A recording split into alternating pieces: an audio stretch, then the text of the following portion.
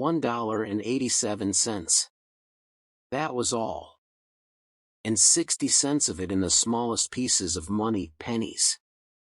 Pennies saved 1 and 2 at a time by negotiating with the men at the market who sold vegetables and meat. Negotiating until one's face burned with the silent knowledge of being poor. 3 times Della counted it. $1.87. And the next day would be Christmas. There was clearly nothing to do but sit down and cry. So Della cried. Which led to the thought that life is made up of little cries and smiles, with more little cries than smiles. Della finished her crying and dried her face.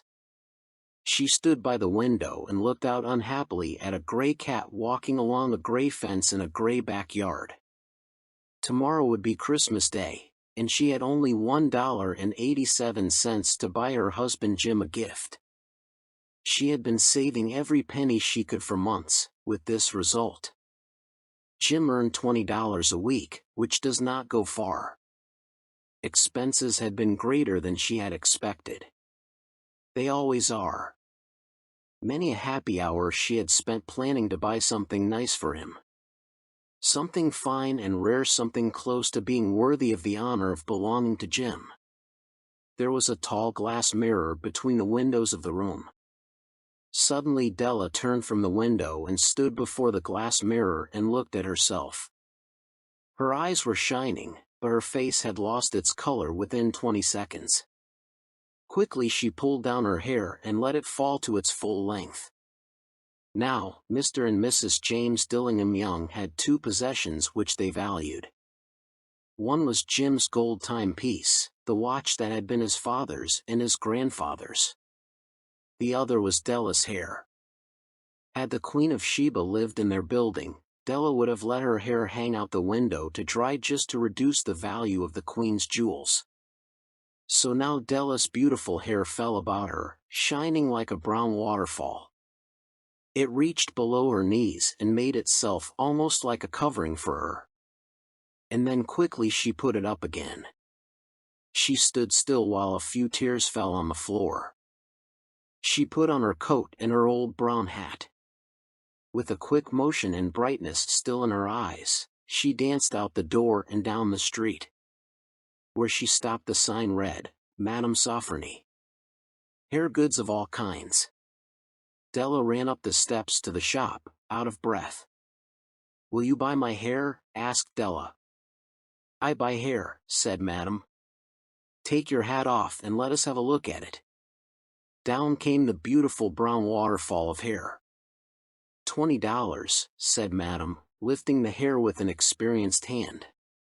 "Give it to me quick," said Della. The next 2 hours went by as if they had wings. Della looked in all the stores to choose a gift for Jim. She found it at last. It surely had been made for Jim and no one else. It was a chain, simple round rings of silver. It was perfect for Jim's gold watch. As soon as she saw it, she knew that it must be for him. It was like him. Quiet and with great value. She gave the shopkeeper $21 and she hurried home with the 87 cents that was left. When Della arrived home, she began to repair what was left of her hair. The hair had been ruined by her love and her desire to give a special gift. Repairing the damage was a very big job. Within 40 minutes her head was covered with tiny round curls of hair that made her look wonderfully like a schoolboy. She looked at herself in the glass mirror long and carefully. "If Jim does not kill me before he takes a second look at me," she said to herself, "he'll say I look like a song girl. But what could I do? Oh, what could I do with $1.87? At 7 o'clock that night the coffee was made and the pan on the back of the stove was hot and ready to cook the meat. Jim was never late coming home from work. Della held the silver chain in her hand and sat near the door.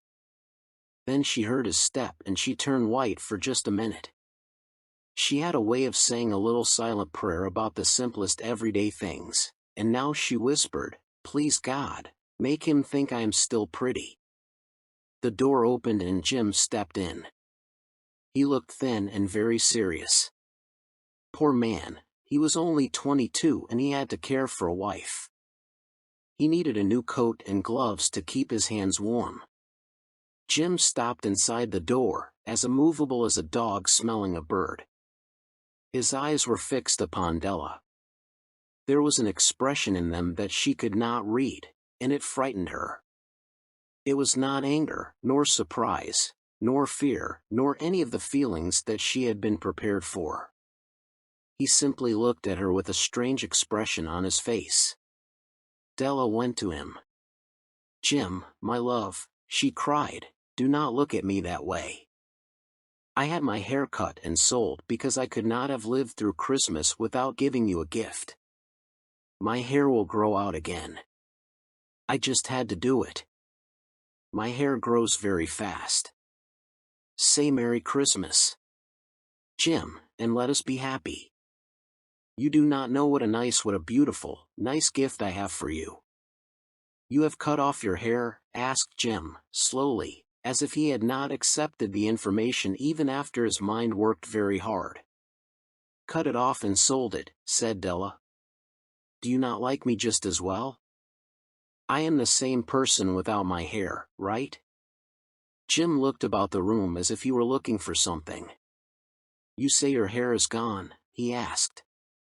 "You need not look for it," said Della. "It is sold, I tell you, sold and gone, too. It is Christmas Eve, boy. Be good to me, for it was cut for you. Maybe the hairs of my head were numbered," she went on with sudden serious sweetness, "but nobody could ever count my love for you. Shall I put the meat on, Jim?" Jim seemed to awaken quickly and put his arms around Della. Then he took a package from his coat and threw it on the table. "Do not make any mistake about me, Dell," he said. "I do not think there is any haircut that could make me like my girl any less. But if you will open that package you may see why you had me frightened at first." White fingers quickly tore at the string and paper. There was a scream of joy, and then, alas, a change to tears and cries, requiring the man of the house to use all his skill to calm his wife. For there were the combs, the special set of objects to hold her hair that Della had wanted ever since she saw them in a shop window.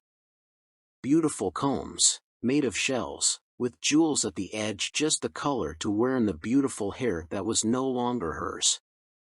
They cost a lot of money, she knew, and her heart had wanted them without ever hoping to have them.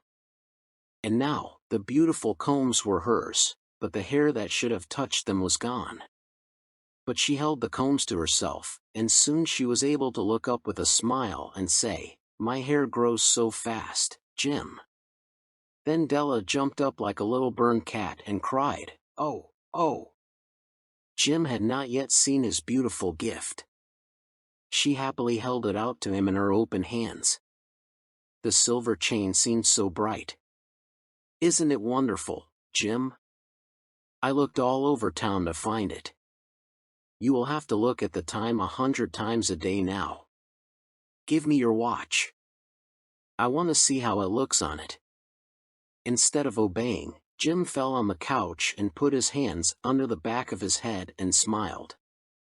"Dell," said he, "let us put our Christmas gifts away and keep them a while. They are too nice to use just right now. I sold my gold watch to get the money to buy the set of combs for your hair.